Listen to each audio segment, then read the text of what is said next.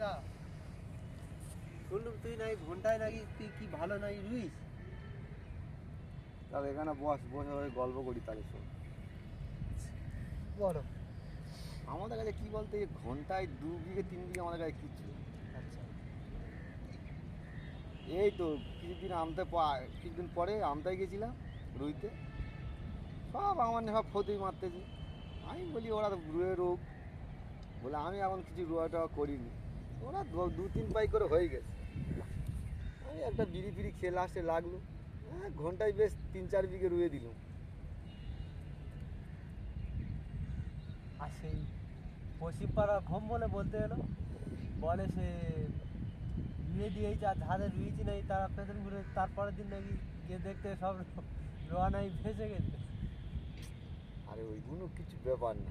এই দেখ তাহলে একটা গল্প বলি, সে আমতায় গেছি, একটা বাড়ি এখন ছাদে বিড়ি খেয়ে দেখি, প্রায় 10-12 ঝাঁকা ঝাঁকা চিনিস তো? হ্যাঁ ওই ঝাঁকা দেখি সব ছাদে সব সবেদা শুকনো হচ্ছে।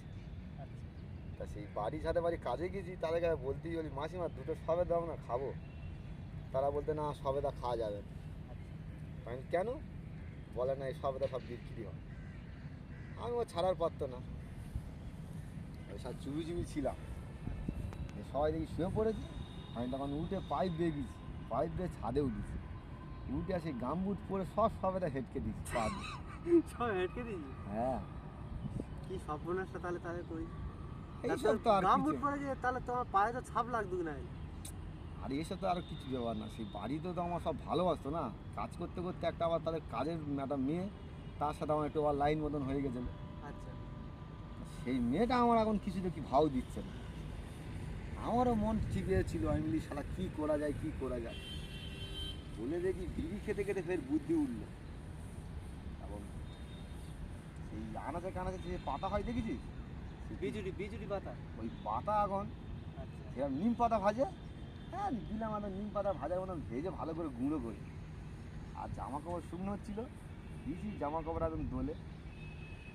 তারপরের দিন স্কুলে যাবে নিশ্চয়ই, ও পুরো বুঝে গেছে।